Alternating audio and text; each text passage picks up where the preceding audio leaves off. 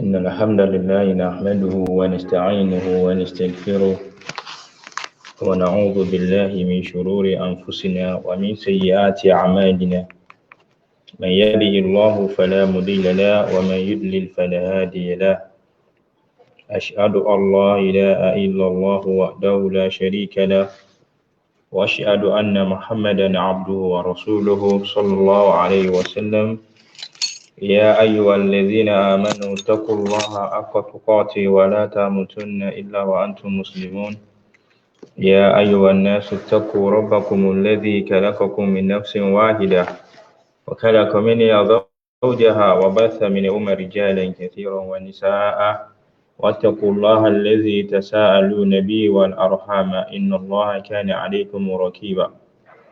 يا أيها الذين آمنوا اتقوا الله وقولوا قولا سديدا يصلح لكم أعمالكم ويغفر لكم ذنوبكم ومن يطع الله ورسوله فقد فاز فوزا عظيما. أما بعد فإن أصدق الحديث كتاب الله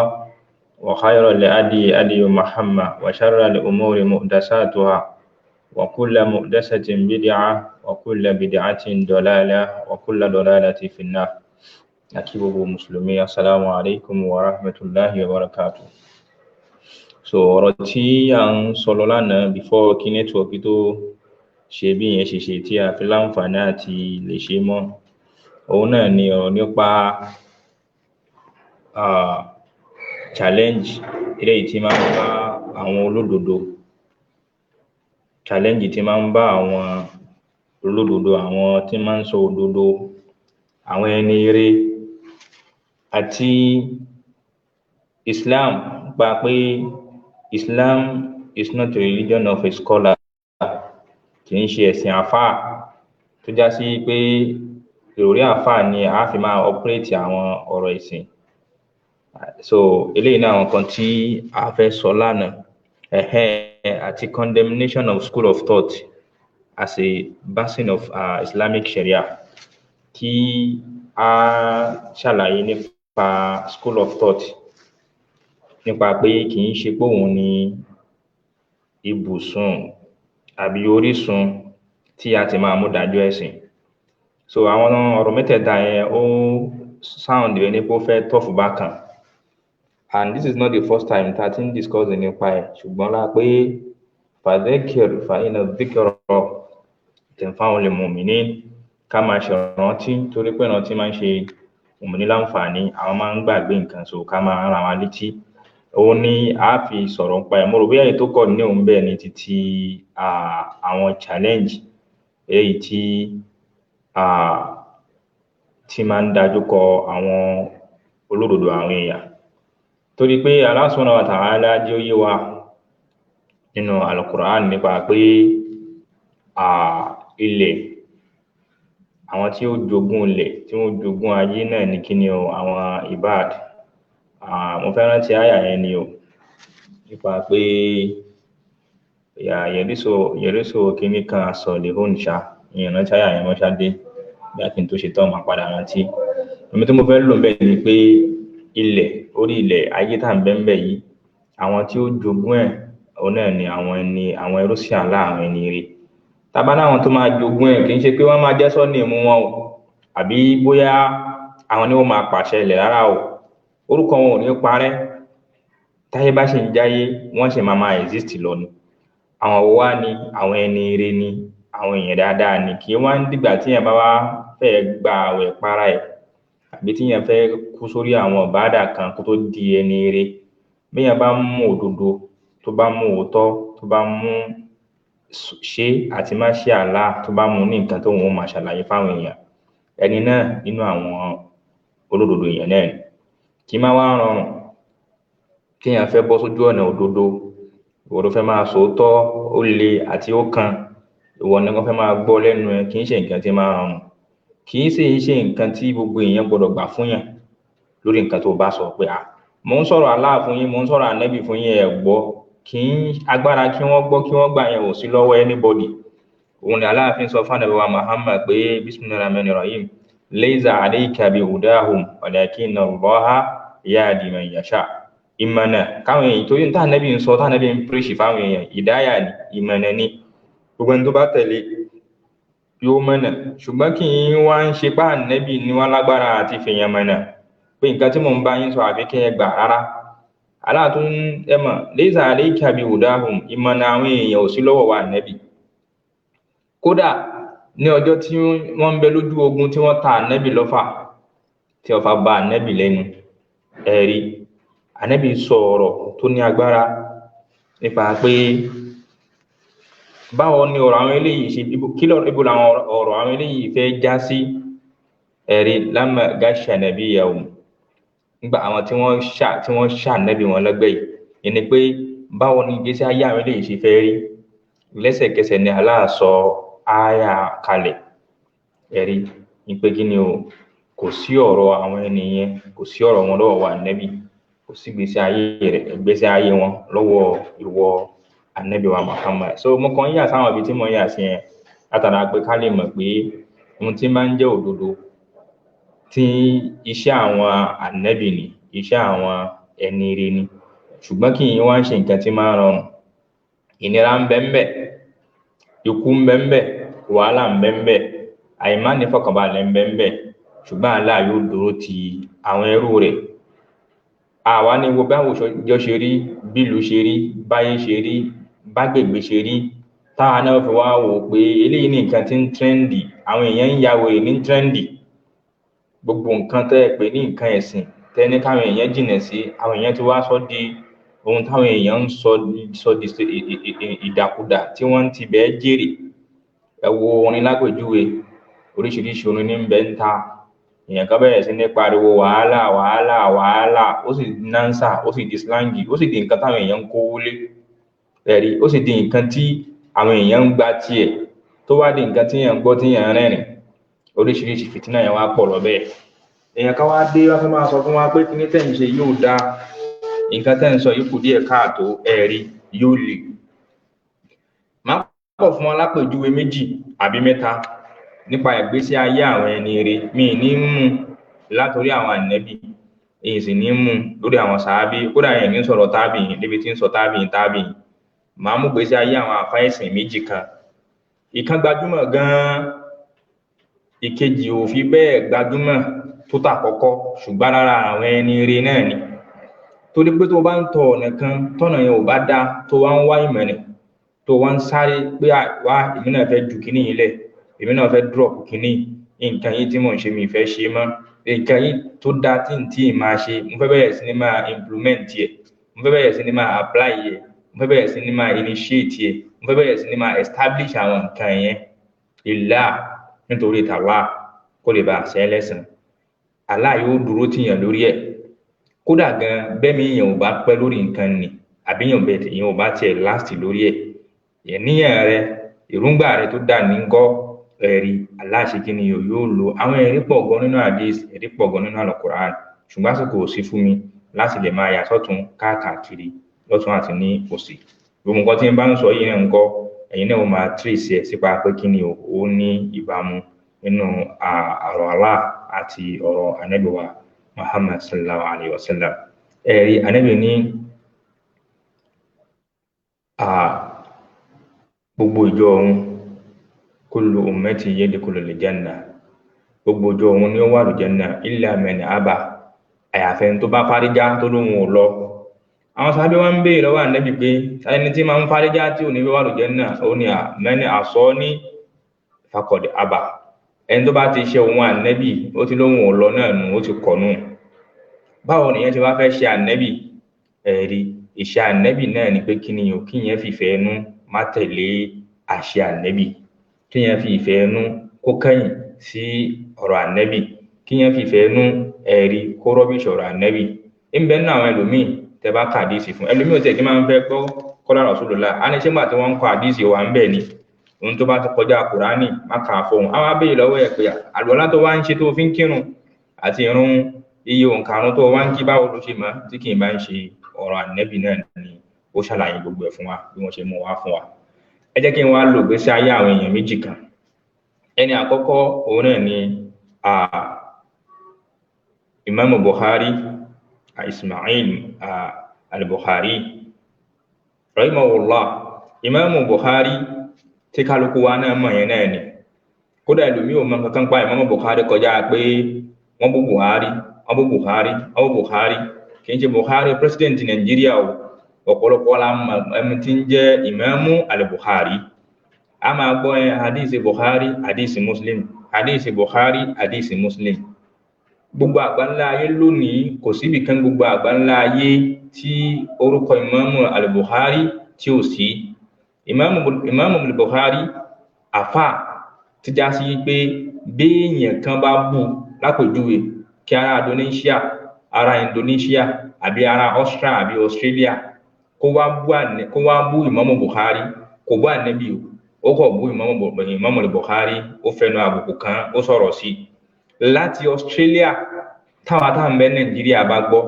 lẹ́sẹ̀kẹsẹ̀ ni a sì máa láàlàṣe ẹni tó bú Imam al-Bukhari yẹn. Lẹ́sẹ̀kẹsẹ̀ ni a máa ṣàlàyé Imam al-Bukhari, la máa refute ẹni tó bú Imam al-Bukhari ní Australia. Báwa tá ń bẹ Nàìjíríà, báwa tá ń bẹ China tó bá gbọ́ pé tọ̀ èèyàn kan bú Imam al-Bukhari ní Pakistan, ará China yóò sì máa fún èsì fẹ́ni tó bú Imam al-Bukhari ní Pakistan. Bí ará Zimbabwe tó bá bú Imam al-Bukhari tó sọ̀rọ̀ sí, àwọn fẹ́ni àbùkù kan. Ẹni tí ń bẹ ní Jamaica tó náà jẹ́ mùsùlùmí tó jẹ́ àfà yóò sì máa sọ̀rọ̀ sí ẹni tó bú Imam al-Bukhari yẹn. Kó má ṣe yín lè mọ̀ nínú àwọn ọmọ Lárúbáwá bí irú àwọn Cairo, àwọn Misro nǹkan kan, Egypt ni. Nígbà kan ní sọ̀rọ̀ lórí tẹlifíṣàn, lórí tẹlifíṣàn ní country wọn, social media làwa ti rí. Àwọn interview ẹ̀ ó wá fẹ́ ní àbùkù kan Imam al-Bukhari, èyí sì ń sọ̀rọ̀ Imam al-Bukhari ní in a ridiculous manner. Lẹ́sẹ̀kẹsẹ̀ ni àfààlẹ̀ Lárúbáwá kan tó ń ṣe dárúsù, tó ń ṣe class fún àwọn student rẹ̀, èyí sì ń láàlàṣe àfáà tó bú Imam al-Bukhari yẹn látara pé kí ni o ń ṣàlàyé àìmọ̀ kan tòun náà ti ń sọ̀rọ̀. Imam al-Bukhari yìí ìwé tó kọ tó gbajúmọ̀ jù, ìwé ẹ̀ pọ̀ ṣùgbọ́n èyí tó gbajúmọ̀ jù, èyí tó lókọ jù tí gbogbo ayé mọ̀ jù lónìí, òun náà ni tírà tí wọ́n ń pè ní Sahihul Bukhari. Sahihul Bukhari tírà hadisi ni, gbogbo nǹkan tí ń bẹ ń bẹ nípa ọ̀rọ̀ Ànábì ni àti míì tó jẹ́ àwọn mawquf, ọ̀rọ̀ àwọn sàhábà, gbogbo ẹ̀ ló wá ṣe kí ni ló wà ọ̀tẹ́ntíìkì. Tábàtẹ̀ wá fẹ́ ní afáṣe sí àwọn ọ̀rọ̀ nínú tírà Bukhari, bóyá a máa rí bí méjì àbí bí mẹ́ta out of thousands àwọn kan tí ń bẹ ń bẹ. Imam al-Bukhari imamu aládìsí ni, muhaddisi ni, ọmọ Bukhara ni. Ìlú kan bẹ tí wọ́n ń pè ní Bukhara ní under Uzbekistan àbí kí ni wọ́n pè country yẹn náà. Uzbekistan yìí ń bẹ lára Russia tẹ́lẹ̀tẹ́lẹ̀, ṣùgbọ́n later ó ti kúrò lára Russia due to ó ti separate politically from Russia Federation, ó ti dá dúró, ó ti dá wà. Ìlú tí wọ́n ń pè ní ìlú Bukhara yìí, ẹ̀rí ìlú yìí ni ọmọ Imam al-Bukhari. Imam al-Bukhari yìí ní sọmọ́ ṣe ń pa rẹ̀, mo kàn fẹ́ sọ lifestyle yẹn ni, tí wọ́n náà fi mọ nǹkan tí ojú àwọn ẹni rẹ̀ máa ń rí, tí wọ́n náà fi ṣe strong backup fún ara rẹ̀, tí ó jẹ́ bí motivation fún ẹ nípa pé ọ̀nà tí wọ́n náà bá ń tọ̀ kódà kó tiẹ̀ fẹ́ le àbí kó fẹ́ rí bákan, àbáwọn èèyàn ń ṣe bákan. Àwọn èèyàn kan bẹ tó gbàwòrán wọn síwájú ẹ̀rí tí mẹ́mórì wọn wà lágbáyé rẹ̀, tó bá ti wò sàkún wọn lọ́sùn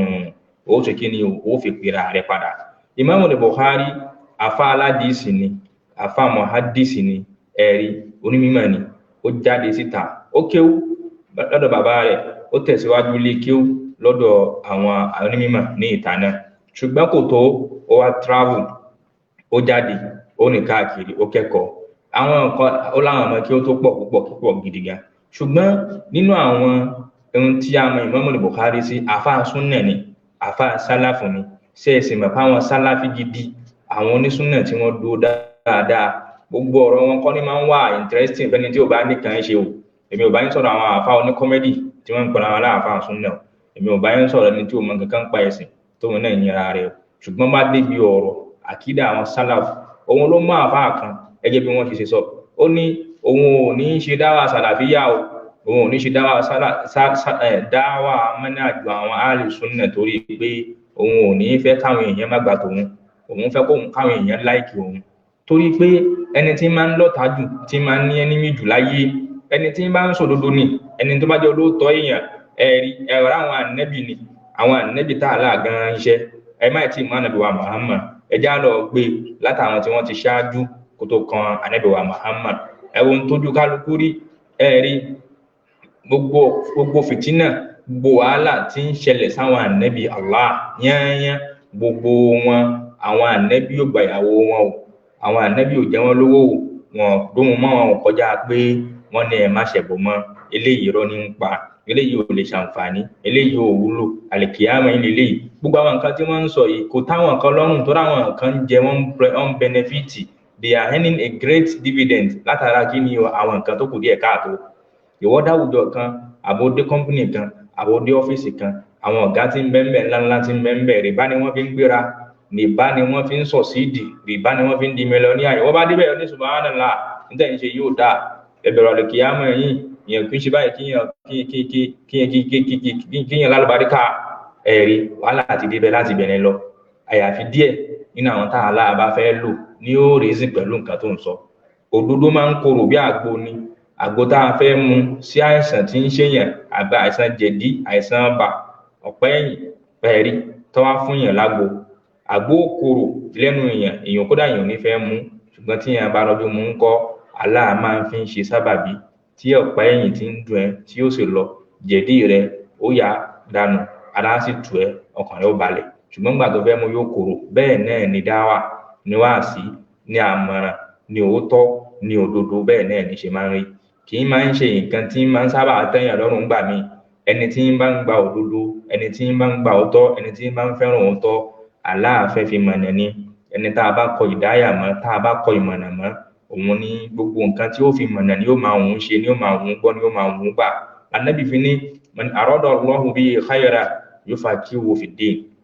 Gbogbo ẹni tá Allah bá gbèrò dáadáa rò, tó bá gbèrò rẹ̀ o, ẹ̀rí yóò mú gbọ́ àgbọ́yé ẹ̀sìn rẹ̀. Ẹni pé gbogbo ọ̀nà tí ó fi lẹ́kọ̀ọ́ ẹ̀sìn, tágbọ́yé ẹ̀sìn ó fi tó, gbogbo nǹkan tí ó mú tẹ́sìn ó fi yí náà ni ó máa sáré ẹ̀ kiri. Imam al-Bukhari, olódodo àfà, olóòótọ́ àfà, aṣíṣọ lójú eégún àfà ni. Ẹ̀rí ó lọ gba ọ̀rọ̀ Ànábì jọ, ó ṣe ìrìn àjò tó pọ̀ láti lè lọ kọ́ àwọn ọ̀rọ̀ Ànábì jọ, eléyìí tó já sí pé direct ni, kò sí rọ́ńbẹ̀, gbogbo ẹ̀ ló ṣe kíni o, gbogbo ẹ̀ ló clear. Imam al-Bukhari, tírà Bukhari yìí náà ni gbogbo àgbáyé, gbogbo olùmọ̀ àgbá ńlá ayé láìpẹ́ nìkan gbà pé kódà àti ọ̀tá ẹ̀sìn wọ́n gbà pé tá a bá mú al-Qur'ani tán tí ń ṣe ìwé Allah, ìwé tó tún next sí al-Qur'ani téèyàn kan ò gbọdọ̀ tako, òun náà ni ìwé Imam al-Bukhari tó pè ní Sahihul Bukhari. Òun ni kíni, òun ni ìwé tó tún complete, tó tún perfect ní orí ilẹ̀ àgbáyé, ní orí ilẹ̀ Allah, ní gbogbo àgbáńlá ayé lẹ́yìn al-Qur'ani, tírà Imam al-Bukhari yìí ni. Tọ́ àti gbọ́ àti fi ìlú díẹ̀ ń pa àgbésí ayé ìpẹ́tọ̀ olódodo èèyàn ni, is a man of charisma, an erudite scholar. So èèyàn ni, ọmọ Bukhara ni, fine. Pẹ̀lú gbogbo ìgbésí ayé àfáà wa tí wọ́n lọ tí wọ́n bọ̀ tí wọ́n kó mọ̀jọ, tí wọ́n wá tẹ̀lú padà sílùú wọn láti máa káwọn ọmọ ẹlẹ́kọ̀ọ́ tẹ̀síwájú bí ẹ̀kọ́, wọ́n gbalẹ̀ ní Bukhara. ẹni pé wọ́n gbalẹ̀ kò sí kí wọ́n lọ ń gba ilẹ̀ àwọn èèyàn tó fi kọ́lé o, àzìǹgbé orúkọ wọn gbalẹ̀, ó gbòde, orúkọ wọn rìn, olúlé, àlejò, olùmímọ̀, gbogbo wọn ni wọ́n mọ Imam Bukhari yẹn ní ìlú náà. Àwọn ọmọ kí ó wẹ̀ sí pọ̀ gan. Wàhálà wa bá àfáà wa, wàhálà ìjọba dé àwọn alágbára, torí pé gbogbo ọ̀pọ̀lọpọ̀ àwọn àfáà tẹ́ ẹ bá níkẹ̀ láwọn alágbára ìlú tó ń súnmọ́ wọn tó ń jẹ́ ń ṣe ń bá wọn sòótọ́ ọ̀rọ̀ dáadáa ní lọ́pọ̀lọpọ̀ wọn. Olórí alágbára onípò pàápàá láwọn ọ̀pọ̀ láwọn èèyàn ń ṣe lónìí tí ò tiẹ̀ ní ṣe pẹ̀lẹ́sìn gan,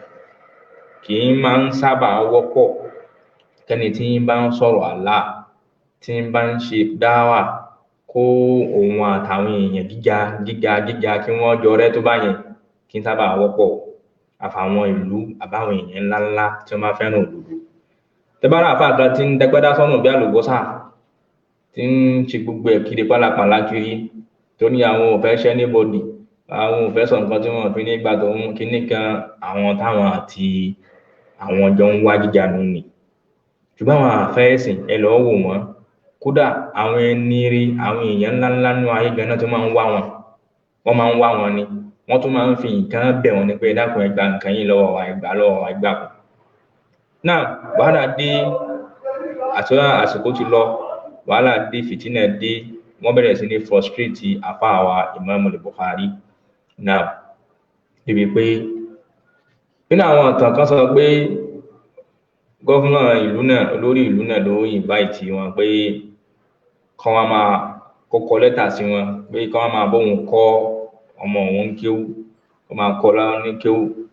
kó máa bóun kọ́ ní mímọ̀. Mọ́mù ní pé rárá, ẹni tí ó bá wá ìmọ̀ òkín lọ báyàn, ìyẹn máa ń jáde yóò wá mọ̀ lọ ni. Tẹ́lómi sọ àfáà di igbá àkólẹ̀ lónìí, láàfáà tó ṣe wàhálà tẹ́mi ẹ fẹ́ bọ́ lójú ọ̀nà tí dọ̀tí fẹ́ pa fọ́ọ̀yàn lójú ọ̀nà fáwọn wáyé mọ̀ ẹ̀rí. Àfáà náà wá kọ lẹ́tà padà pé rárá, ọ̀rọ̀ ìmọ̀ èèyàn kí lọ ń wà, èèyàn kí ń jókòó kó wá wáyàn, ìyẹn máa ń lọ wà. Ọba tún ní kọ lẹ́tà mi kó dáa náà, tọmọ tòun bá máa wá ìmọ̀ káwọn alágbára àgbà náà tó bá máa wá síbẹ̀ ẹ̀rí, kò ní máa jókòó pẹ̀lú àwọn èèyàn tó kù, àwọn kálíbà táwọn ọmọ òun máa jókòó ti yàtọ̀. Imam Bukhari kò sí nǹkan tí ń jẹ́ bẹ́ẹ̀. Òun ò lè máa láwọn èèyàn dànù kúò tó fẹ́ wá gbọ́rọ̀ Ànábì torí ẹnìkan. Àwọn kan kọ sínú ìtàn wọn bẹ́ẹ̀, ẹ̀rí lè káàkiri àwọn ìwé tí wọ́n máa ń kọ yẹn. Ṣùgbọ́n ẹni tó dájú ń bẹ náà ni pé ẹ̀sìn, dáwà, tawhid, òun ní ṣe kí ni òun ló bí ọ̀pọ̀lọpọ̀ wàhálà. In a nutshell, lọ́rọ̀ kan, wọ́n lé Imam al-Bukhari, wọ́n lé kó lù pé kó fi ìlú lẹ̀, oru ẹ̀ mú wọn lù, wọ́n lé kó ní ìlú Bukhara. Àfáìsìn tó láwọn ọmọ kí ó tó pọ̀. Ṣùgbọ́n nìkan bẹ́ náà ọmọ kí ó tí ó bá àfáà ṣe ìrìn àjò tí ń bá wọn káàkiri. Àfáà wọn ẹmọ gbogbo ànádẹ̀kẹ̀rẹ́ kò sí tí ń jẹ́ mọ́tò, kò sí tí ń jẹ́ ọkọ̀, ẹsẹ̀ lẹ́ẹ̀ máa fi rìn kiri, àbí kẹ́ gun ràkúnmí, àbí kẹ́ gun ẹṣin kankan báwọn. Fáwọn travel, àwọn rìn lọ kiri pẹ̀lú ọmọ kí ó káàkiri ẹ̀rí. Wọ́n tún dé lùbòmí ní Samarkand ní pé káwọn tiẹ̀ tún sinmi ń bẹ̀ gẹ́gẹ́ bí èèyàn tó lórúkọ táwọn èèyàn mọ̀ dáadáa. Ẹni tí ò bá tiẹ̀ mọ̀ wọn lójú tó bá ti gbọ́rúkọ pé anta Ismail, ìwọ làfà bẹ́ẹ̀ ni.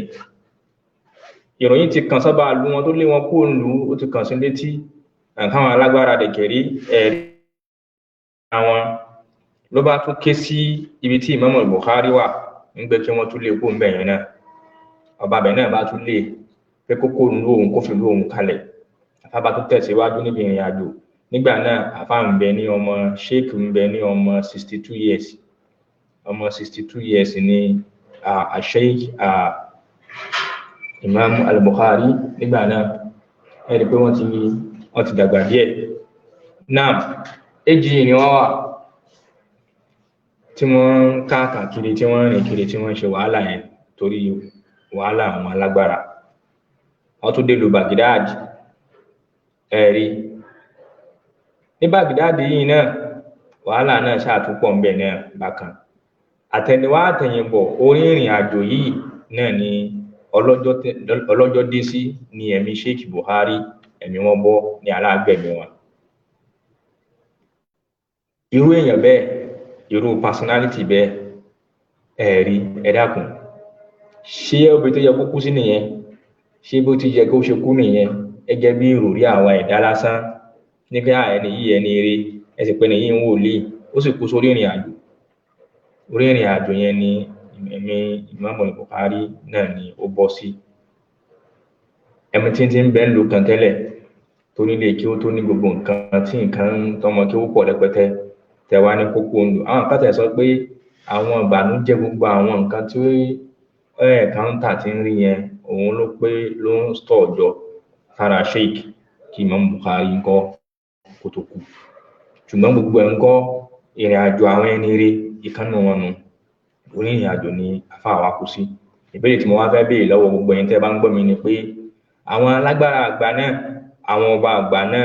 mélòó nù wọn la gbórúkọ wọn mọ́ lónìí? Talẹ́ni tó morúkọ Ìmáàmù Bukhari talẹ́ni tó morúkọ ọba Bukhari ni nígbé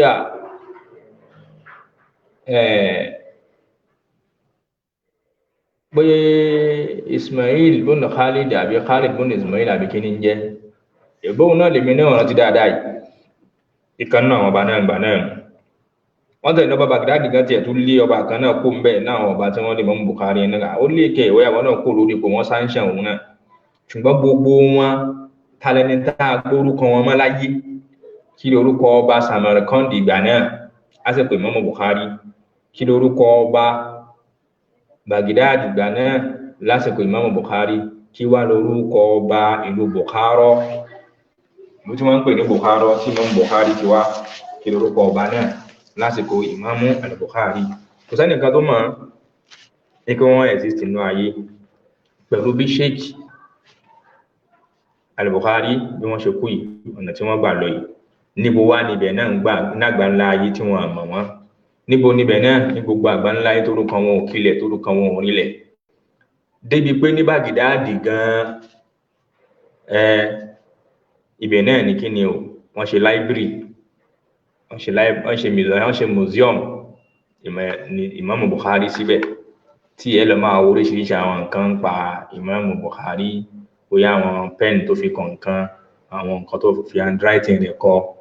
àwọn ìwé àdìsí ẹ̀ tó kọjọ wọ́n gbé sí museum táwọn kan náà ṣe kíni tí wọ́n sì náwó ńbẹ̀ àwọn ọba àgbà náà tí wọ́n lọ ibo ni wọ́n gbé museum tí wọ́n sí kódà orúkọ wọn parẹ́ nínú ìròyìn orúkọ wọn parẹ́ nínú ìwé ìròyìn nínú ìtàn a sì gbórúkọ wọn ká tó lè fẹ́ mọ wọn dání tí wọ́n jẹ́ àáfẹ́ ṣe wàhálà pa ká tó mọ orúkọ gbogbo wọn náà gbà náà ni tábà wá mọ̀ tán wọn orúkọ wọn ò ríngì bí orúkọ Ìmáàmù Bukhari wal aqibatu lil muttaqin ìgbẹ̀yìn àtúbọ̀tán dáadáa táwọn tí ń páyà láàní máa ń ṣe tó bá ń tọ ọ̀nà kan lónìí tó dó lórí stáǹdì òdodo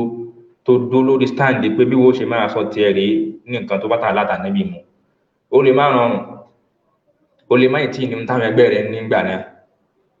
àwọn tí wọ́n ń jòkó sójú ọ̀nà ọ̀rọ̀ táwọn ń lífù tí wọ́n ń jẹ tí wọ́n ń yó tí bùkátà wọn ń bí ya táwọn èèyàn rò kó dáa fún wọn lójú ọ̀nà tí wọ́n wà ṣùgbọ́n wọn náà sì dúró lójú ọ̀nà tiẹ̀ pé tọ̀nà tí mo dúró sí yìí eléyìí náà lóòótọ́ ó lè má ì tí rọrùn o nǹkan lè má ì tí dà gẹ̀rẹ̀gẹ̀rẹ̀ fún ẹbí omi òjò ń bẹ̀ ẹ̀rí ó sì lè má ní ohun táwọn tọ̀hún tí wọ́n ń parọ́ ní tó fi kú ṣùgbọ́n al-aqibatu lil muttaqin ìgbẹ̀yìn àtúbọ̀tán kálukú wa ẹ̀rí yóò jẹ́wọ́ bí gbèsè ayé ṣe ló ṣe rí àpèjúwe tí ó jìnà ìwọ Ibn Taymiyyah nígbà Ibn Taymiyyah fáàgbà ní àfáìsì ni ṣùgbọ́n bo ni wọ́n kú sínú ẹ̀wọ̀n kódà wọ́n lọ ẹ̀wọ̀n tó kọjá mẹ́ta tó lé mẹ́ta bí wọ́n bá lọ ọ̀kan tó bá dé torí kí náà ṣe ń lọ ẹ̀wọ̀n torí dáwà ni o torí òdodo torí wáàsí ni báyìí ló dá báyìí ni ò dá ẹ jìnà sáwọn ilé àwọn oníbídíà àwọn ẹni bí nísìn bẹ́ ń pàwà ń gbà náà ṣùgbọ́n síbẹ̀síbẹ̀ náà ń kọ́ wọn a máa ń sọ àkídà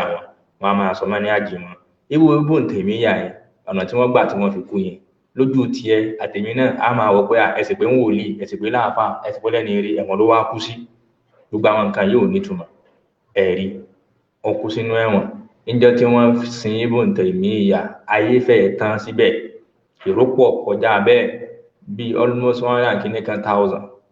àwọn èèyàn ọlọ́kùnrin òǹkà àwọn obìnrin náà tó ń bẹ lọ́tọ̀ gbogbo àwọn tí wọ́n láǹfààní àti súnmọ́ Sheikh Ibn Taymiyyah tí wọ́n láǹfààní àti dúró ti bá sọ̀rọ̀ ẹlòmíín lọ bí òkú ẹ̀ tí wọ́n wẹ̀ tí wọ́n ráǹpù kalẹ̀ ẹlòmíín kí sí ọwọ́ rẹ̀ ẹlòmíín fọwọ́ pa lójú ó fi ń para rẹ̀ ẹlòmíín kálukú náà ṣáà ń ṣe nígbà tí èèyàn ń ṣe bígbà tí èèyàn ń wò pé ẹni àlùbáríkà ẹni rere kí n tiẹ̀ rí fọwọ́ kàn ṣé màkà ẹlòmíín fẹ́ràn ẹlòmíín láìkì rẹ̀ gan ẹlòmíín gbà pé èèyàn rí lèèyàn ó ti yé ẹlòmíín bílífù pé tóun bá ti rí ẹ báyìí ẹlòmíín fẹ́ rí ẹ nígbà báà náà ṣe máa kí n tiẹ̀ rí pírẹsidẹ́ǹtì kí n tiẹ̀ rí gọ́fúnà ẹ̀rí àwọn ẹlòmíín gbàgbà àfáà báyìí lómi kí n tiẹ̀ pàdé gbèsè ayé òun àwọn kan bẹ́ẹ̀ kò bá wájú ní bídíà ní tí ò gbádùn ni wọ́n ṣàfẹ́ rí yàn gbọ́n tó bá fẹ́ràn yàn ẹ̀rù nǹkan àwọn ènìyàn náà ti ṣe rí tí wọ́n lọ fi opportunity ikú Ibn Taymiyyah tí wọ́n fi rí súnmọ́ wọ́n fi rí fọwọ́ kàn lára wọ́n fi rí fọwọ́ kàn lórí fọwọ́ kàn lójú ẹ̀rí táwọn èèyàn ṣe bẹ́ẹ̀ kò túmọ̀ sí gbóǹbẹ́ ní ṣẹ̀ríà o. ẹ wá wo gbogbo àwọn ọba tí wọ́n ń fìtínà Ibn Taymiyyah lásìkò rẹ̀ mélòó la gbórúkọ wọn mọ́. ṣùgbọ́n Mutawakil òkè yẹn kọ́ àsìkò àsìkò àwọn ọmọ Muhammadu ti ẹnìyẹn. ṣùgbọ́n àwọn ọba tí wọ́n dúró táwọn ẹni rí nígbà náà nǹkan orúkọ wọn ò parẹ́. ẹ̀yin tẹ́ ẹ bá ń dúró táwọn ẹni rí àbí tẹ́ ń sọ̀pọ́ọ̀tì àwọn ẹni rí tẹ́ ń sọ̀pọ́ọ̀tì dáadáa tí ń bẹ lára wọn nígbà pẹ̀lú tẹ́ni yìí gbé dání àti ọ̀nà tẹ́ni yìí ń tọ̀ yìí àbí nǹkan tẹ́ mọ̀ tí kì í sọ̀rọ̀ tó kọ̀ tí ẹ̀jẹ̀ ń tu ṣùgbọ́n ní ìgbésí ayé rẹ̀ tó ó wà responsible nígbà jẹ́ kí n dúró tẹ́ni yìí orúkọ tí yín náà ní parẹ́ bí orúkọ àwọn èèyàn kan náà ṣe parẹ́ kódà àwọn ọmọ ẹjẹ́ tó dó táwọn àfáà yìí nígbà tí wọ́n ń bẹ láyé orúkọ tí wọ́n náà ń dunnú ayé dáadáa kan ò ní gbé o inna Allaha la yudi'u ajra man amala aláwọ̀ ní lọ ẹ̀sìn ní tí yín bá ṣe dáadáa kò ní lọ láre. mo kọ̀ yà síbi ọ̀rọ̀ Ibn Taymiyyah àfáà ẹlẹ́ẹ̀kejì tí mo fẹ́ fi ṣe ẹlẹ́ẹ̀kejì tẹ́lẹ̀ ó ní àfáà wa Sheikh Muhammad Sultan Al-Masumi Al-Kujandi. Sheikh Al-Kujandi yìí wọ́n bí ìlú kan ní wọ́n ń pè ìlú tí wọ́n ti ń jẹ́ ìlú Kujannada bí ẹ̀yìn akéré bí ẹ̀yìn odò kékeré kan báyìí ní ìlú náà wà tó perfect tó wà òkè díẹ̀ kan. àfáà yìí nínú lásìkò títí ẹ̀rí àwọn ọmọ pọ̀ kí ó pọ̀ philosophy ó pọ̀ ẹ̀rí theology ó pọ̀ àwọn Sufi pọ̀ tí kálukú wọn náà ti kí ni tí wọ́n láwọn ń ṣe ẹ̀sìn ẹ̀rí tíra àfáà náà tó pọ̀ ṣùgbọ́n ní tíra kan tó rọrùn jù tó gbajúmọ̀ jù tó já sí pé tá a bá sọ̀rọ̀ school of thought pé kì í ṣe ibi tí yẹn máa ti mú ẹ̀rí ìmọ̀ ẹ̀sìn school of thought tó bá kàn ká tíra school of thought ó kọ́lé máa ka àwọn school of thought yẹn ní kíkà pé wàá máa ráwọn questions kan táwọn èèyàn lè béèrè tó ti béèrè lọ́wọ́ àwọn àfáà tí wọ́n ṣáájú báwo ni wọ́n ṣe dáhùn ẹ̀ kí làwọn ẹ̀rí tí wọ́n fi dáhùn ẹ̀ báwo wá làwọn ẹ̀rí yẹn ṣe ṣí ni ló ṣe wá rí ìwọ náà fi máa expose sáwọn nǹkan yẹn ṣùgbọ́n school of thought gẹ́gẹ́ kì í ṣe ọ̀rọ̀ àfáà kankan àwọn ìròrí àwọn èèyàn kan ní wọ́n á fi sọ̀rọ̀kọ àwọn àfáà ìgbà àwọn àfáà yẹn ni wọ́n lọ máa wo ọ̀rọ̀ wọn àwọn school of thought yẹn kọ́ lè máa ka bó wọn táwọn náà ń wí ń bẹ̀ èyí tó bá dá ń bẹ̀ tó bá kìtàbù wà súnnà tó wà sọ wà gbogbo àgbà eléyìí àìrí yìí lọ kò túmọ̀ sí pé mẹ́nájú yẹn dà tíra àfáà wa tí mo wá pè ní Sultan Al-Masumi Al-Kujandi òun ni wọ́n fi ń kún jù ní fi ń dáa jù tó yanjú ọ̀rọ̀ school of thought fún wa tíra tí Sheikh Albani gbámú tó wò ó wọ́n pè tíra náà ní Adiyatu Sultan ila Muslim al-Yaban Sheikh Albani wá mú tíra náà ó ní Adiyatu Sultan adiyatan matbuha rahimahullahu ta'ala ó ní tíra àfáà yìí Muhammad Sultan tó pè ní Adiyatu Sultan ó ní Adiyatu Sultan lóòótọ́ adiyatan matbuha ìmọ̀nà ńlá ni lóòótọ́ ẹ̀rí jásípẹ́ tí bá ń tẹ̀lé yóò mọ̀nà ó wá ní káàlá kẹ́ àfáàtọ̀kọ̀ tíra náà Sheikh Albani wá mú tíra ní ọ́fíìsì nínú láìbírì wọn tíra yìí ó gbọ́dọ̀ wà nínú láìbírì tiwa àfáà sì ti kú láti bí 1200 kìíní kan ìdìrí sẹ́yìn tá a bá bẹ̀rẹ̀ sí ní iṣẹ́ nísìnyí yóò máa lọ bí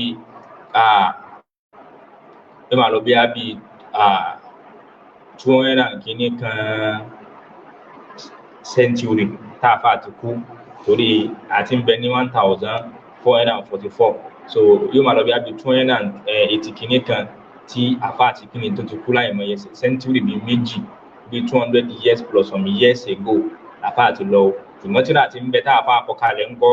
ìṣe ń bẹ in existence àfà yìí náà tí mo wá fẹ́ sọ̀rọ̀ yìí òun ló wá kọ tíra kan tí wọ́n ń pè ní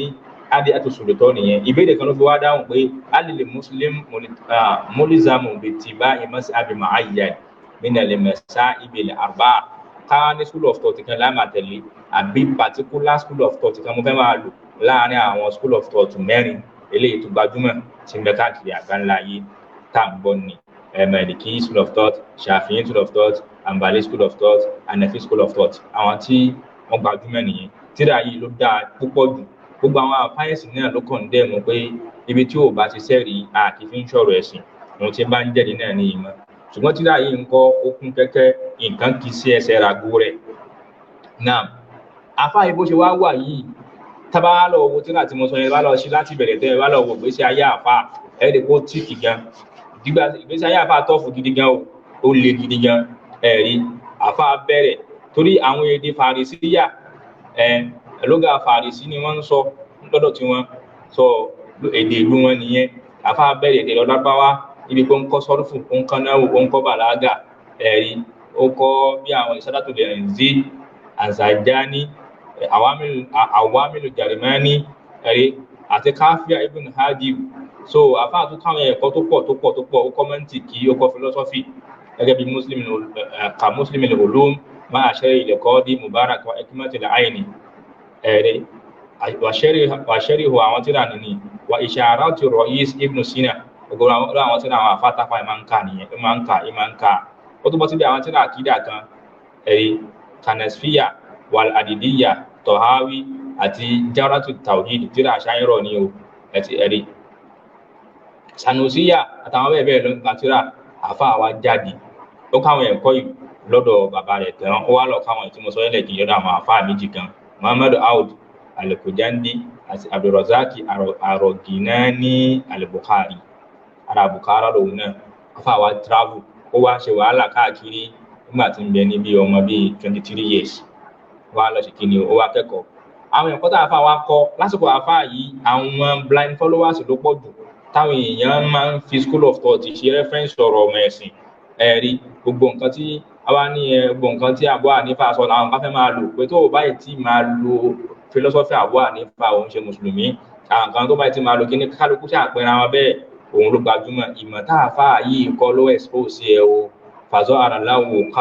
kátọ́wò al-muqallidin àtànàkúdùhìm àwọn khalafatuhum li a'immatihim ẹ̀rí àwọn nǹkan yìí wá hàn sí àwọn tí máa ń blind follow èèyàn àti àwọn tanakudot àwọn nǹkan tó kù díẹ̀ káàtó àwọn nǹkan tó japa ojú ọ̀nà àwọn àfáyẹ̀sọ onímọ̀ fa'alana dhalika fi mala'in minan nas ó wá expose sáwọn òdodo yìí pé eléyìí ò lẹ́rìí eléyìí philosophy lásán ni eléyìí ò bá kìtàbù wà súnnà mu ìyẹn wá expose àwọn èèyàn fáwọn aráàlú tẹ́yẹ fi dá àwọn àfáà gidi mọ̀ fàmárà tí unuful muqallidina allazina amidu fi nari ta'assubil mazhabi gadiban li abahi wal ajdad inú wa bẹ̀rẹ̀ sí ní bí àwọn blind follower lóòfin ní ọ̀pọ̀sí àfáà kan kẹ́ni tí ń tẹ̀lé blind following ẹni tí ń tẹ̀lé blindly kó má bínú ẹ̀dẹ̀fílẹ̀ kíní kankan àwọn àfáà tí ń refute ti pẹ́ látàyé àkọ́kọ́ látàyé ànẹ́bì àtàwọn sàábí bẹ́ẹ̀ lọ inú ń bí àwọn èèyàn àwọn tí wọ́n lè lórí school of thought inú ń bí wọn pé òun expose àwọn bàbá wa òun expose àwọn bàbá wa tí wọ́n kú táwọn pè láàfà wala mashtadda jadalu bayna al-fariqayni azama al-ma'sumi ala safari ila al-Hijaz ìgbà tí wàhálà wa pọ̀ àwọn tó fẹ́ jiyàn àwọn onífàǹfà àwọn onídìbéètì àwọn oníkọlù àgbákò tí wàhálà pọ̀ Ìmáàmù al-Ma'sumi bá travel lọ sí ìlú Hijaz ní wọ́n ń káàkiri ń bẹ̀ ó wá káwọn ẹ̀kọ́ káàkiri ọ̀dọ̀ àwọn àfáà káàkiri ó travel gidi gan ìlú náà pọ̀ gan lásìkò tí ò sí mọ́tò ó rìn gan tí sì ń kẹ́ ẹ̀kọ́ káàkiri náà ibi mo wá fẹ́ parí ọ̀rọ̀ mi sí olódodo olóòótọ́ ẹni rí làfáà ìgbà tó wá dójú ẹ̀ ń kọ́ àfáà padà sí ìlú rẹ̀ nígbà tí mo dé tí gbogbo nǹkan pé sára tán àfáà padà sí ìlú rẹ̀ tó bá bẹ̀rẹ̀ dáwà tiẹ̀ ó bẹ̀rẹ̀ lè kí wúwẹ́ ń bẹ́ wàhálà tún ṣẹlẹ̀ wọ́n tún gbé àfáà lọ ẹ̀wọ̀n àfáà iṣẹ́ wọn ó lo ẹ̀wọ̀n wọ́n parọ́ ọmọ ẹni kódà àwọn àgbákò tí wọ́n pláàni fún ó kọjá kékeré torí kíni tó lè kó ń sòdodo ọ̀rọ̀ ó ń expose àìmọ̀ká àwọn èèyàn nípa pé eléyìí lẹ́sìn eléyìí ọ̀rọ̀ àfáà kò lẹ́rìí ẹ̀rí àfáà expose àwọn ọ̀rọ̀ orí àwọn ẹ̀kan ń tà àfáà ló fi wá kọ tírà tí ń bẹ lọ́wọ́ mi tí mo dárúkọ fún yìí àfáà náà padà kú aláàgbẹ̀mí àfáà báwọn ẹni lè ṣe máa ń kú nù kò túmọ̀ sí pé yẹn kú sójú bí a kú síbi pé wọ́n ń punish ẹ̀ àbí bí stress àbẹ́mi yẹn ò tiẹ̀ wá gùn àbí yẹn ò tiẹ̀ wá pẹ́ láyé àbí yẹn tiẹ̀ wá pẹ́ náà kò tí ì lówó àbí kò tí ì ní nǹkan tẹ́yìn máa ń wò nígbà tí a ṣe pé tẹ́nìkan ò báyìí tí ì ní nǹkan tẹ́yìn ní kò tí ì dá fún irú ẹni yẹn àwọn eléyìí bẹ́ẹ̀ kọ́ afáwa kọ àwọn tíra yìí jọ nílájà mọ̀ pé alátànẹ́bí nìkan nìyẹn máa ń tẹ̀lé ìyẹn máa fi ń jẹ́ mùsùlùmí o nínú àwọn tíra rẹ̀ tí mo dárúkọ fún wa lẹ́ẹ̀kan afáàjẹ́ ó mú àwọn ọ̀rọ̀ aláwa nínú Al-Qur'an nígbà pé Allah ní bismillahir rahmanir rahim al-yawma akmaltu lakum dinakum wa atmamtu alaykum ni'mati wa raditu lakum al-islam dinan Allah lóhun ti parí ẹ̀sìn wọ́n ti complete ẹ̀ fún wa yálà wa Aisha náà já mọ̀ pé tẹ́bá man hadasaka anna Muhammadan khatama shay'an mimma nazala alayhi faqad kadhaba ẹni bá ní ànábì tọ́jú kankan kò fi jíṣẹ́ fún wa ìwé níbẹ̀ nǹkan parọ́ ni afáàtú máyà Al-Qur'an wa tálá tó sọ fún wa pé wa ma kana lil mu'min wala mu'mina kò tọ́ sí mùmínì kan àbí mùmínà ìzákọ̀dọ̀ lọ́wọ́ rọ̀ṣúlù amọ̀ra tá a láta níbi bá dájọ́ tó bá dájọ́ tán á ń yẹ kùnà láwọn mọ̀lẹ́kí àrò kó wá lóhun tún ní opinion tó mú min amúrí yìí níbi ọ̀rọ̀ wọn àmọ́ yá sí láwọn rọ̀ṣúlà ẹ má fi lè ṣe àlá tó ṣe ànẹ́bí papọ̀dé dọ́là àdọ́là bàáyìn ìdá irú ẹni bẹ́ẹ̀ ó sọnù gidi gan tó jìnnà gan ni o Suratul Ahzab ní 36 afa tó máa lọ Kùránì mi wá aláàní ma yóò tẹ̀yìn rọ̀ṣúlà ẹni bá tẹ̀lé ànẹ́bí gangan fún ara ẹ̀ papọ̀dé àtọ́ Allah ó ti tẹ̀lé Allah nìyẹn Quran chapter 4 verse 80 ẹ̀rí ń bẹ́ẹ̀ afa tó máa yá Kùránì mi wá aláàní fali yadhari alladhina yukhalifuna an amri káwọn tí ń yapa àṣẹ ànẹ́bí kí wọ́n ṣọ́ra an tusibahum fitna kí fìtínà bá bá wọn aw yusibahum adhabun alim àbí kí yà ẹlẹ́ta ẹlẹ́rọ àlá má bàa jálù wọn àfa àtúmọ̀rọ̀ wa tó pọ̀ gan ó máa yà Kùránì wa ní onírànràn bí tí mo wá lọ ń bẹ̀ àfa wa máa yà Kùránì wa pa alájà mọ̀ pé fala wa rabbika la yu'minun hatta yuhakimuka fima shajara bainahum Allah ní òun búra ń pé òun búra pẹ̀lú ọba rẹ̀ pé wọn tí lè jẹ́ mùmínì hatta yuhakimuka fima shajara bainahum ó títí dìgbà tí ó fi máa dájọ́ fún wọn lórí nǹkan tó bá ṣẹlẹ̀ láàrin wọn tó bá transpire láàrin wọn la summa la yajidu fi anfusihim haraja wọn wá rí kọlọ́fì kan wọn rí kíní lẹ́mí ara pé yẹn mi ò láìkì ọ̀tá ànábì sọ mẹ́yìn àmì ò láìkì ìdájọ́ yẹn o ànábì sáìdì ẹ̀ ni o àfà aládọ́mọ láìkì ni ọ̀tẹ́sọ yẹn ò dá o ẹ̀yàn kí máa ń sọ̀rọ̀ kí máa ń dájọ́ báyẹn o àwọn ò rí bẹ́ẹ̀ wọ́n gbà á bẹ́ẹ̀ mímọ ọ̀dọ́ yìí ta níbi nǹkan tó dálẹ́jọ́ wọ́n sẹ́lẹ̀mù tẹ̀sílímù àwọn sọ̀rọ̀ ẹ̀ ń dàbẹ́ pẹ̀lú nígbà náà ni wọ́n ti kí ni o ni wọ́n di mùmínì àfà yìí wọ́n ṣàlàyé gba ìbúra áyà yìí ọ̀rọ̀ mọ́ fẹ́ lọ̀rọ̀ àfà yìí ó ní fa'adha al-qism al-muzallil ó ní ẹ̀wà rí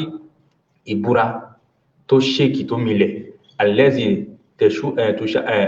tushakkiku al-ardu lahu aw al-ardu lahu ọ̀rọ̀ ìbúra tó dá sí pé ilẹ̀ gan mì lórí ìbúra náà pé o lè jẹ́ ní Allah o lè jẹ́ mùsùlùmí ó dìgbà tí o bá gbọ́rọ̀ ànẹ́bì o gbọ́ ìdájọ́ ànẹ́bì lórí nǹkan tí ó transpire láàrin yín àbí lórí nǹkan tó ń ro wá gbọ́rọ̀ ànẹ́bì wọ́n fi ọ̀rọ̀ ànẹ́bì dájọ́ fún ẹ ara rẹ wá balẹ̀ ó dẹ̀ gbà kódà bí ò tẹ́ lọ́rùn pé kíní ilé o ó dẹ̀ gbà pé tọ̀ ànẹ́bì ní ń sọ̀rọ̀ àfáà ní ìbúra ńlá ni òtọ́rọ̀ aláàbúra ni ó ní watakiru li jibalu hadda ìbúra tó já sí pé àwọn òkè ńláńlá gan wọ́n ń san ni pé ọ̀rọ̀ rí nígbé aláàánú mo fọba tó dá aláàánú mo búra ọba aláàfáà ìrìnà tó mẹ́fà nàbí pé àwọn búra pẹ̀lú ọba tó dá àwọn oníyìí ò lè jẹ́ mùmínì Allahu Akbar walladhi tarta'idu minhu fara'idul mu'min àwọn tó já sí pé àwọn ọ̀ràn yẹn mùmínì gan ń gbára wọn kọlura wọn ìtìrọ́ọ̀bù nígbé báwo la ṣe ṣe ọ̀rọ̀ ló délẹ̀ yìí ẹni ìṣó nínú Al-Qur'ani ẹni ìṣó lọ́dọ̀ ànẹ́bí gbogbo nǹkan tí ń ṣẹlẹ̀ lọ́dọ̀ àwọn ọ̀ràn yẹn mùmínì Al-Qur'ani yìí náà ní fi yànjú ẹ̀ wàtẹ̀rẹ̀tẹ̀yìn ìṣòro àádọ́wò àwọn ọ̀rọ̀ tó já sí pé mú àwọn oríkèéríkèé ara gan gbọ̀n ń ṣéèkì ibi tọ́rọ̀ náà lè dé wàtẹ́bílógolo kúlóbol hanajira ìwọ́n ń dàbí pẹ́mi tí ẹ̀mí tí ẹ̀ fẹ́ jáde kó lára èèyàn ní gbígbà tí yàn ń gbọ̀n yàn ń ṣéèkì tẹ́mi fẹ́ kó lára èèyàn pé yàn fẹ́ kú àtẹ̀dérò lè mọ́kọ́lù fìlìmà hajir àwọn ojú tó rọ kiri káyàn wá ń wò yàn báyìí ẹ mọ kí yàn fẹ́ kú kẹ́mi fẹ́ jáde lára èèyàn yàn ń gbọ̀n gbogbo ń gbọ̀n ọwọ́ ń gbọ̀n yàn ń ṣe gbùgbùgbù ẹ̀mí fẹ́ jáde bẹ́ẹ̀ ni ìlérí aláyé ìṣẹ̀lẹ̀ tó afan aksam akamil hakimi bi nafsi ẹ̀rí ìbúra tí fi ń jẹ́ ìdájọ́ lọ́rọ̀ àwọn onídàájọ́ dùn ní ọ̀dá Ànábì sọ ìfún ara rẹ̀ a nà wò pé aláàní la yu'minu ahadun èèyàn kan ò lè jẹ́ mùmínì hatta yahkuma rasul fi jamil umur títí tí ó fi máa gba ìdájọ́ Ànábì lórí gbogbo ìgbésí ayé ẹ̀ fama hakama bihi gbogbo ohun tá Ànábì bá wá dá lẹ́jọ́ yajibu al-inqiyadu lahu zahiran wa batinan ọ̀ràn yẹn ni kíyàn apply yẹ ní gbangba ní kọ̀rọ̀ èèyàn lè hàn náà òun àkù torí kọ̀rọ̀ Ànábì yẹn ní òdodo wà mẹ́ta bá dàlà hákì illa dalal kò wá sí nǹkan míì lẹ́yìn òdodo kọjá nu bẹ́yẹn bá fi lè pèsèǹtì ọ̀rọ̀ Ànábì báyìí ó bá tán àfàwà bẹ̀rẹ̀ pé tọ̀ àwọn ní school of thought àwọn ni wọ́n ń da yóró wọ́n sọ ẹ̀sìn dẹ̀sìn àfà nígbè yẹn Imamu Málíkì sọ báyìí Imamu Ṣáfi'í sọ báyìí Imamu Ahmadu sọ báyìí àfàwà takò pé ẹ lọ bẹ̀rù Allah o Ànábì sọ pé kayfa antum iza labisatikum fitna báwo lẹ ṣe fẹ́ gbé ìgbà nígbà tí fìtínà bá dé wá bá yín ìyá àrùn fi yálẹ̀ kẹ̀bíir àwọn àgbàlagbà bẹ̀ ń kọ́ àwọn ò máa fàyè lẹ̀ wọ́n máa parẹ́ àwọn ò darúgbó débi pé wọn àti ẹni mọ́ táyé ń sọ mọ́ ọ̀yẹ́rú bu fi yà sọ̀gìr àwọn ọmọ kéékèèké tí wọn ẹni tí ò mọ nǹkan kan nú ẹ̀sìn àwọn ò máa dàgbà lẹ́ẹ̀ma gbé wọn sípò ṣéwù wọ́n máa di mufti wọ́n máa di ìmáàmù ẹni tí ò mọ nǹkan kan bí lamọ yẹ kí ní sọgírù ti ń bẹ ń bí àwọn àsọgírù nù ọ̀yẹ̀ tẹ̀kísù an-nasu sunnah àwọn èèyàn wa máa mú nǹkan tó bá ń gbọ́ lẹ́nu àwọn aláìní mà àwọn ọmọ kéékèèké ẹ̀rí ni pé àwọn aláìmọ̀ kankan wọ́n á máa mú ní súnà ìzà tó lè kàmí ní àṣẹ tí wọ́n bá fi lè wá gbé nǹkan lẹ̀ táwọn èèyàn ò bá ṣe ẹ̀rí kí ilẹ̀ tàràkìtà súnà wá ní àtòkìtà súnà ó ti gbé súnà lẹ̀ kò ṣe nìyẹn bẹ́ni tí ò ní mẹ́ bá wá sọ nǹkan fún ẹ tí bá lóun ṣe dáwà òun ṣe wá àti bá wá sọ nǹkan tó bá ṣe àwọn àkáni àsálàfẹ́ 1990 ní wọ́n lè ṣe ẹ̀rí ànábì ní tásìkò yìí bá dé ọ̀nà owó lẹ́fẹ́ gbé bàbá ọ̀rẹ́ ṣe fẹ́ ṣe àwọn sábẹ́ wá ń béèrè pé wà mẹ́ta àdáàlìk ìgbà wo lásìkò náà gan ànábì ní ìzàzá àbátúlà máwùkùn báwọn àwọn onímọ̀ àwọn àfáànú tí wọ́n nímọ̀ tó bá ti kú tán tó bá ti lọ tí wọ́n sí mọ́ àwọn larúgbó tí wọ́n ṣe kí ni o tó ànábì fi pa òwe lókè wàkẹ́sì láti kọ̀rọ̀ hukum àwọn tí wọ́n ń ka pépà lásán náà wá pọ̀ kálukú mọ kíwúkà ó mọ náà wò ó mọ sọ́dẹ́fù ó lè kà ẹ̀rí ẹnu wọn dùn bí lárúbáwá wà kọ́ láti fọkọ̀ ha hukum ìgbà àwọn alágbọ̀yé ẹ̀sìn wa kéré nù gbogbo àwọn tí wọ́n tẹnu wọn dùn yìí wà kẹ́sì láti àmọ̀rọ̀ hukum àwọn aláṣẹ tí wá pọ̀ jù kálukú ni wọ́n ń pàṣẹ ní dominate ayé wà kọ́ láti àmọ̀nà hukum àwọn aláṣẹ pọ̀ ṣùgbọ́n àwọn tá a lè fọkàn balẹ̀ sí lọ́dọ̀ tá a lè gbé sípò tá a lè fi nǹkan entrust wọn ànábì nígbà náà wọn ó kéré wà lè tàmí sáti dúnìyà bẹ́ẹ̀mẹ́lẹ̀ àkìrọ̀ àwọn èèyàn wá da wọ́n fi ayé replace ìṣáde kìyàmá àtàfàkọ́wò lè gẹ́rì dé àwọn máa sọ nǹkan míì tó yàtọ̀ sí nǹkan tẹ́sìn sọ ọ̀rọ̀ yìí bẹ́ẹ̀ náà inú sọ́nà dàrí mi bẹ́ẹ̀ náà Hakim ibn Abdul Barri ìjámi bayan al-ilmi ẹ̀sìn níbi Ibn Azmi náà al-Ahkam fi usul al-Ahkam àtàwọn bẹ́ẹ̀ bẹ́ẹ̀ lọ àdéṣì tí ó lẹ́sẹ̀ ń dẹni àwọn ọ̀rọ̀ yìí ló wá mú àpá àti wa kọtíra àpá yìí wá ń sọ̀rọ̀ títí ẹ̀ yìí wọ́n sọ fún wa pé ó lẹ́yìn èèyàn ó níṣẹ́ rí ó ní as'alullah al-azim ayyuha al-muslim al-aqil al-musannif ó ní mo fẹ́ alábèrè fún wọn mùsùlùmí nílá káyẹ̀ kára fún ẹ ní àlàáfíà onítorí innal insana iza mata al-yus'alu fi qabri aw yawm al-hisab tíyẹn bá kú tí wọ́n máa bílẹ̀ inú sàárì ẹ̀ ní àbílá ìjọ òṣìrò pé lima lam tatamasi abu bimọ́sàbí fulani tí wọ́n máa bílẹ̀ pé èyí ṣe tí wò tí ẹ̀ mú school of thought kan particularly aw lima lam tadkhulu fi tariqati fulani wáyé tí wò fi dọ́yìn ojú ọ̀nà lágbájá wallahi innaka la tus'alu dhalika aslan wọn ní bí ẹniyàn nínú sàárì o wọn ní sì ní bí alẹ́ kìyàmà pé èyí ṣe tó tẹ̀lé àpá bal tus'al lima alzamta al-mas'aba li fulani ohun tí wọ́n bí ẹni pé èyí ṣe tó dúnú mọ́ ìròrí ẹnìkan school of thought ẹnìkan lẹ́sìn aw salakita tariqata al-fulaniyya èyí ṣe tó lóun tọ̀ lójú ọ̀nà tọ̀ríkọ̀ ẹnìkan Amada Tijani Abdulkadir Jilani kìnnìkan Sọláàtì kìnnìkan kankan èyí ṣe òórò kéèsì àwọn yòó lihana hada tó ráwọn pín torí wala shakka min ittikhadil abari wa rubani arbaba min dunillah kò sí iyèméjì ń bẹ lára àwọn ọ̀nà tí yẹn máa fi mú àwọn àfá àbí mẹ́yàn lẹ́ni tí yẹn ń bọ ẹni tí yẹn ń jọ́sìn fún lẹ́yìn aláàrí wàlẹ̀ anna hadhihi al-masā'ib al-khāṣṣah tó ráwọn school of thought tẹ́ mú specially at-turuq al-mashhūra àtàwọn tọ̀ríkọ̀ tó gbajúmọ̀ tí kálukú ilẹ̀ ń ṣe àti school of thought tó mú àti tọ̀ríkọ̀ gbogbo ẹ̀ bid'atun fi ddīn àdádálẹ̀ tí wọ́n dá sínú ẹ̀sìn ni wa kullu bid'atin dalalah gbogbo àdálẹ̀ ń kọ́ ànú gbogbo ẹ̀ àfáà yìí regard school of thought ní bídíà tó ráwọn àfáà tí wọ́n fi sọ́rí wọn mọ̀ àwọn nǹkan tí ń jẹ́ bẹ́ẹ̀ eléyìí ni alára àwọn ọ̀rọ̀ nìyẹn ní page 65 ní ẹ ti rí ìyẹn bẹ̀yẹn tó àfáà tún tẹ̀síwájú níbi ọ̀rọ̀ níbi 63 nípa pé ó ní wallahu al-azim ó ní ọba tó tóbi ó fi búra Allahi al-azim innal muslimina innama kanu muslimina kamilin nígbà táwọn mùsùlùmí dúró rẹ̀ tí wọ́n dúró tán wasodikina fi islamihim kanu musawwirina wa fatihina al-bilad àwọn olùdó àwọn olóòtó èèyàn níbi islam wọn jẹ́ni tí ṣe kí ni ọmọ sórí tí ran ẹ̀sìn lọ́wọ́ wa fatihina al-bilad kódà wọ́n rí àwọn èèyàn jèrè ẹ̀mí wọn wọnú islam wọ́n ṣí ìlú wọ́n rẹ́sìn gbé wọnú ìlú wa rafina alamihim din wọ́n wá tún wá rí àsíyá ẹ̀sìn islam wọ́n rí gbé káàkiri gbogbo ìlú wọ́n rí gbé ga islam ń ga látara òdodo wọn tí wọ́n dúró dáadáa kàlẹ́kùlà fáyọ̀ rọ̀ṣìdín bí àwọn kàlífà nẹ́bí ni wàtàbíyìn àwọn kàlífà rọ̀ṣìdín àtàwọn tó tẹ̀lé wọn láwọn bí islam ọdẹ lọ́wọ́ yọ́nà alákọ̀ọ́lọ́ bàbá wọn àwọn lè dúró rẹ̀ walakin lamma ghayyara lil muslimina awamir rabbil alamin ṣùgbọ́n jẹ́ táwọn mùsùlùmí wọ́n bẹ̀rẹ̀ sí ní dọ́gbọ́n sẹ́sì tí wọ́n bẹ̀rẹ̀ sí ní yí àṣẹ ọba àgbáńlá ayé jazahumullahu ta'ala bitaghyiri ni'mati alayhim. Allah náà wá sọ ìyí ìkẹ́ ìyí àánú ẹ̀ ìyí àrànṣe rẹ̀ Allah náà wá change fún wọn. Bàtà àti dú orí mọ́